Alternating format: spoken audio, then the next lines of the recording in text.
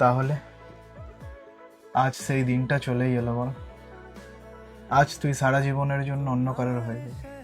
বিশ্বাস কর অরুণ, আমি এই বিয়েটা করতে চাইনি, কিন্তু মা বাবা জোর করাতে আমি বাধ্য হচ্ছি এই বিয়েটা করতে। তোকে আমি কোনো ঠকাতে চাইনি, কি আর করতাম। না, আমি তোর কোনো কথা শুনতে চাই না। আমার দেখা ছেলের সাথেই তোকে বিয়ে করতে হবে। কিন্তু বাবা, আমি অরুণকে খুব ভালোবাসি, ও আমায় খুব ভালোবাসে, আমি ওর সাথেই খুশি থাকবো। না, আমার দেখা ছেলের সাথেই তোকে বিয়ে করতে হবে, এটাই আমার শেষ কথা। ওসব প্রেম ভালোবাসা করে কিচ্ছু হবে না। যা, তুই ঘরে যা।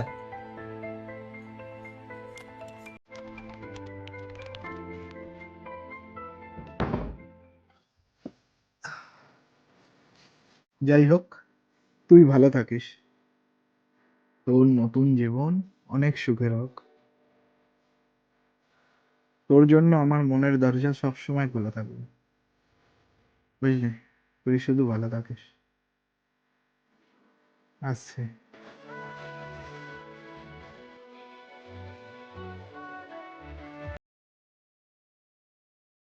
হ্যাঁ, ভালো চলছে ভাই। আগে তো এখানে খুব আসতাম, এখন ওই জায়গায় বসে আমরা আড্ডা মারতাম, বুঝলি? কারণ এখন এখন আর আসা হয় না, সময় চাপ। হ্যাঁ, হ্যাঁ, কিছু করার নেই।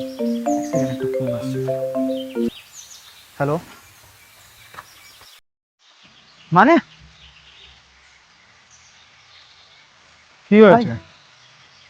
সঞ্জিতা মা ফোন করেছিল, হ্যাঁ। ও সুইসাইড করেছে। কি? সিরিয়াসলি?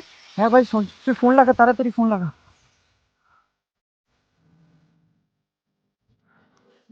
হ্যালো। আমার মেয়েটা নেই রে। আমার মেয়েটার উপরে ওই রাক্ষসটা এত অত্যাচার করেছে যে আমার মেয়েটা নিতে পারিনি রে বাবা।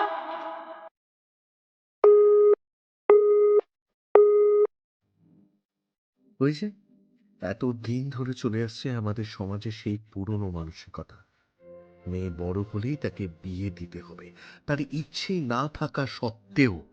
কিন্তু মেয়ে কিসে খুশি থাকবে সেটা কেউ আর দেখে না।